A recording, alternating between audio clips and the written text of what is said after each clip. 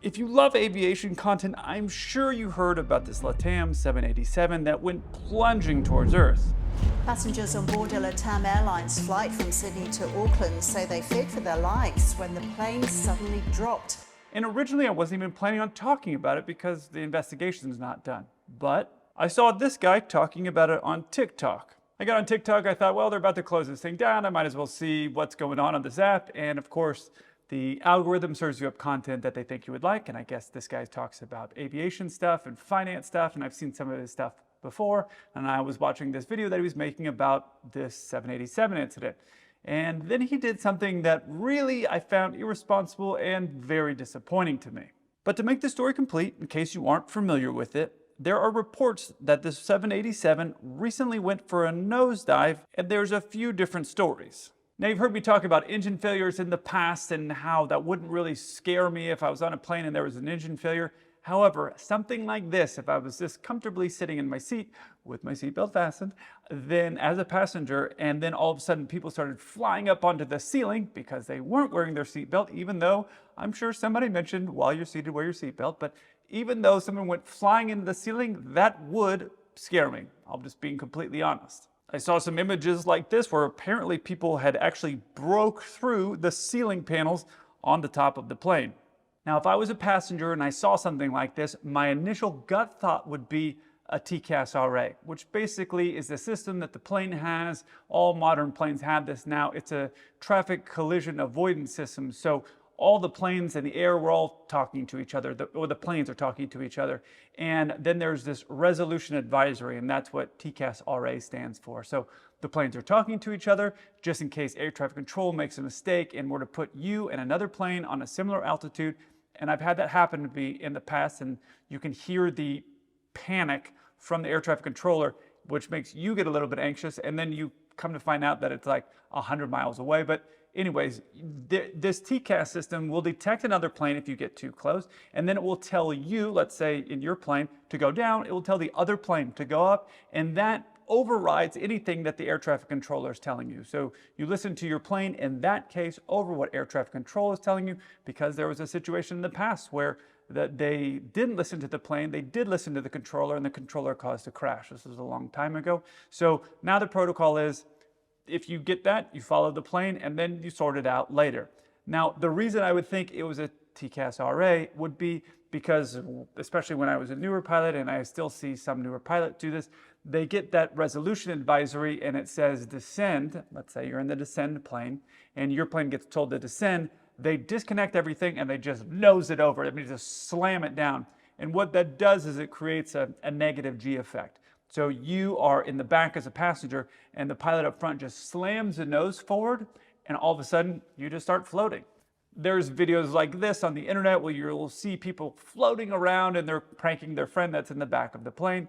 And that's basically when you nose over the plane and do that. Now, on a commercial plane, you're never supposed to ever do that unless they were trying to visually see a plane and get away from it. But the resolution advisory is going to tell you way in advance, and we do a lot of training on this, and it's really just a smooth disconnect and a smooth, if you're on the descend plane, it's a smooth pitch over, or if you're on the climb plane, it's a smooth pitch back. And you have the planes will miss each other with plenty of distance. Now, you have to react quickly, of course, but you don't need to nose it over and send somebody to the ceiling, but I've seen people do that. So if I was a passenger and I saw that, that's what I would initially think that's what happened. However, the reports are saying something completely different. The first initial report said that the pilot told someone on the plane that all the gauges and instruments went blank. And then the pilot came to the back and he said, my instruments, I just lost them. Just for a few seconds, they went blank. Now, for the record, if I'm flying along at 41,000 feet, as these pilots were, usually you're going to have a pretty clear sight of the horizon. And if I was flying around at 41,000 feet and all of my instruments went completely black, which is, I guess anything's possible because it's a machine, but if all your instruments went completely black, assuming that your engines were still running, there's no reason ever to nose the plane over. You're flying flat, level. The flight was in the daytime from what I can understand, so you would have a sight of the horizon because usually you're above the clouds generally at that altitude. And so you would say, oh man, everything blacked out. Even if the autopilot disconnected, my first instinct is not, let's go plunging down towards the earth. There's just no reason to do that. You would hold onto the yoke and make sure the engines were still running. Even if you had no indications on there, you would be able to tell if your engines had quit. So that's would be my first thought. So the screen's going blank. It doesn't make sense that no one would nose the plane over. Not saying that somebody couldn't do it, but it just would make no sense to me that somebody would do it. But the Air France incident where those pilots crashed in the ocean, that also didn't make any sense to me, so anything's possible. And then after that, a couple days later, a report came out saying that the pilots actually got pushed into the yoke. And the yoke is this thing right here. That's how we steer the plane to go left and right and up and down, which is what's leading up to this video where this guy who's a general aviation person, meaning they fly for fun. They aren't a commercial airline pilot, but they fly for fun. And so you're always willing to hear somebody else's opinion, but they fly for fun, and they read this story and then they started talking about, this is their explanation. I don't want to say like a viral debrief, but this is their explanation based off of the facts of what they think has happened. And so it's probably best if you hear it from him as far as for what he's explaining, and then I'm going to tell you what happened, which I didn't like. Dean, you just learned something about the Boeing nosedive. What do you want to share? Yeah. Oh, I just saw, some information on CNBC. So what happened in the nosedive? First of all, there's nothing wrong with the airplane from what I understand. There was nothing wrong with the airplane. Okay, it was an error. It was a human error that caused the nosedive. So in a plane like an 87, like in most of the advanced airplanes now, the cockpit, the seat, you can't just come into the seat from the back like that, right? There's a whole console here, everything's here, your controls are here, whatever. So the seat has to go back like that, like back and then out, right? It goes like zing, like that. So the pilot can walk in, sit down, and then press the button, and then it goes in, whatever, right?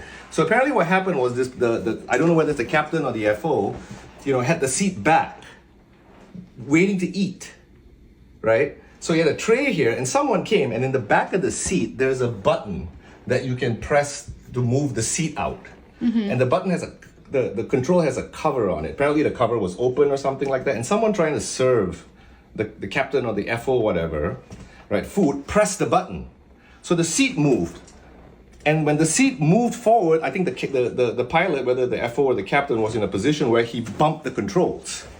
And what happens when, in these airplanes, when you bump the controls, usually, again, I'm just summarizing here, I don't know the details, but this is what I think happened. When you bump the controls, it disconnects the autopilot. And when you push the controls forward, what happens when you push the controls forward? It's pitch down, nose down. So that must have happened. And it caused the plane just to pitch down, and they got control really quickly. You see? So this isn't a Boeing safety thing. It doesn't sound like it's a safety issue. It sounds like a human error. It sounds like, I don't remember the airline, Air New Zealand or whatever. I don't know what airline it was. It's just a procedural thing. Why did that cover was open so someone could knock the button? And all of that really makes no sense at all, which led me to go to the comment section, because I don't think this guy was trying to scare people or give people bad information like some of the other TikTok people and some of the other people that I've roasted in the past, because those people were telling you as a passenger, do this, and that to me was really dangerous. If you get to the stage where you're flying a 787, you're probably not going to be listening to a guy on TikTok telling you what's happening.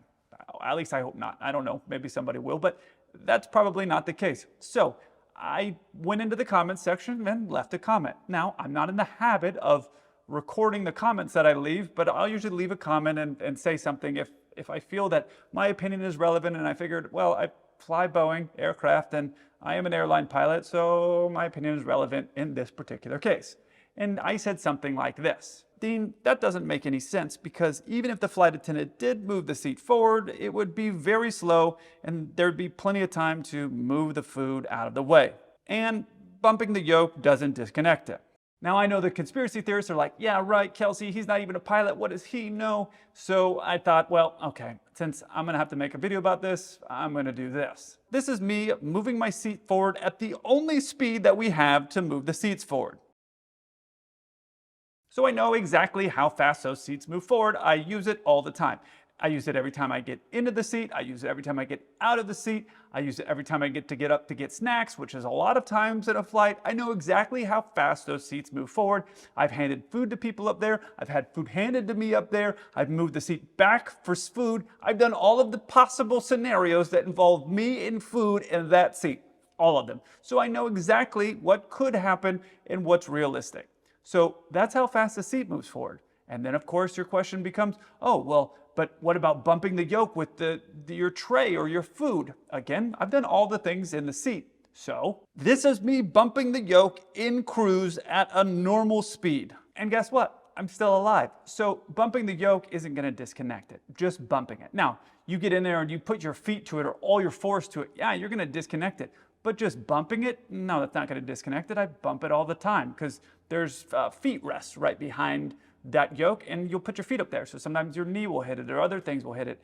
If it bumped off and it just immediately disconnected, then that would be a problem because pilots, like I told you, are lazy. And so we have a long flight and we want to put our feet up and we want to do other things. So bumping it is not going to knock it off. Now, if you really got your force on it, it's going to knock it off, but nobody would in their right mind would ever do that, as far as I know. So I left a comment on that guy's video explaining that situation and I thought, okay, cool. And I just moved on with my day. But then a few days later or hours later or something, somebody either texted it to me or they shared it to me or something happened where I went back to look at it. And they said, oh, you should talk about this. And I'm thinking, dude, I already talked about that. I already left a comment. And then I saw they deleted my comment. And I thought, not cool, bro, not cool. And for those of you who think I'm making this up in order to have some online drama, since you think I might be a drama queen, I decided that I would actually record this here to show these comments had been deleted in case I wanted to make a video about it. You can see here, this is their video, and you can see here, these are people replying to me, even people who don't know how to spell my name. And when you click on these notifications, you can see that my comment is gone. And again, this is a comment that I left. I wasn't trying to be mean or rude or anything. I was just trying to state the facts. And I get it. Nobody likes to be wrong. I have been wrong on my videos. There was a video, I don't know, several years ago.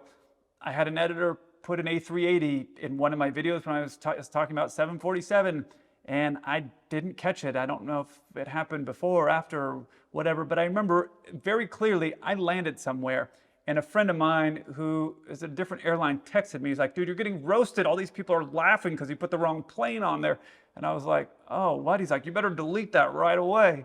And I got to the hotel and I looked at it and I was like, oh, crap. I didn't do that. That didn't go well.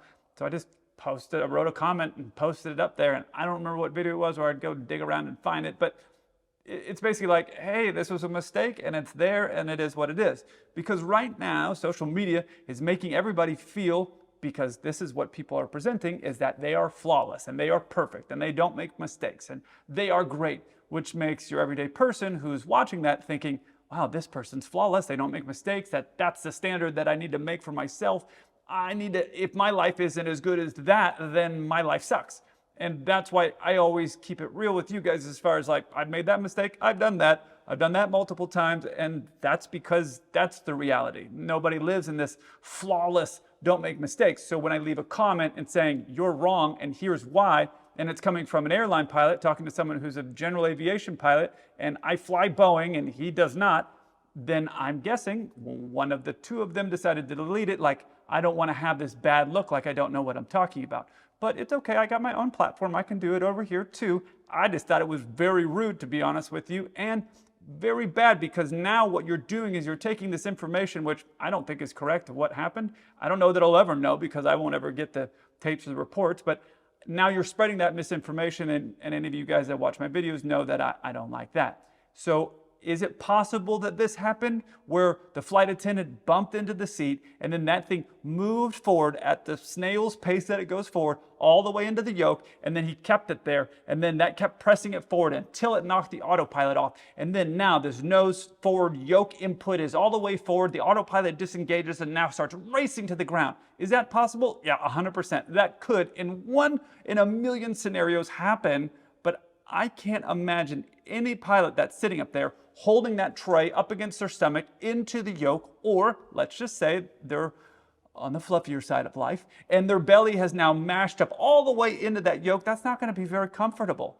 And they're not just going to stand there and keep like letting that happen, right? They're going to try to figure out what's going on. So not very likely. And if that was the case, that the seat went all the way forward, but was jammed forward and the guy wasn't able to do it, then how was he able to get out of the seat in order to pull the yoke back to start with? So it's just not adding up. So me leaving that comment on their page to say like, no, that's not realistic, and then them deleting it, I just found that kind of rude and disrespectful. And I didn't like that, so I thought, well, I wasn't going to talk about this video, but since I just was trying to correct the information that they were sharing, and they have a pretty decent sized platform, I thought, okay, cool, no worries, I'll just use that and make a video about it. So since I don't think it was that the flight attendant bashed the seat forward and then the guy had the slowest accident ever, or it was the situation where the screens went blank, what do I think happened? I literally have no idea, and that's why I don't report on things that I have no idea about, because all we know is that the nose went aggressively forward. And one of the only times that you would ever see a pilot do that would be the TCAS situation I talked about earlier, the plane indicating that it's in a stall. And even then, the training is now, it used to be back in the day, but back in the day, they taught you to just like bury the nose, basically stick the nose straight to the ground and pick up speed and do that. And when I was in flight school, that's the way that I learned it, or at least that's what it felt like. And I really thought I was going to die in a lot of those cases where I thought the plane was going to stall and fall to the sky. And my biggest fear was that I was doing a lot of stuff over the desert. I would end up crashing a plane somewhere in the desert and then not dying, but then being on the desert floor there and dying of sunburn and lack of snacks. So that might be a scenario that the plane indicated that it was stalling, and then the pilot freaked out and just buried the nose forward to gain airspeed, which was kind of what should have happened in that Airbus situation from like, I don't know, 12 or 15 years ago. But that might be one scenario that would happen just because of panic, even though, again, they're not training that now.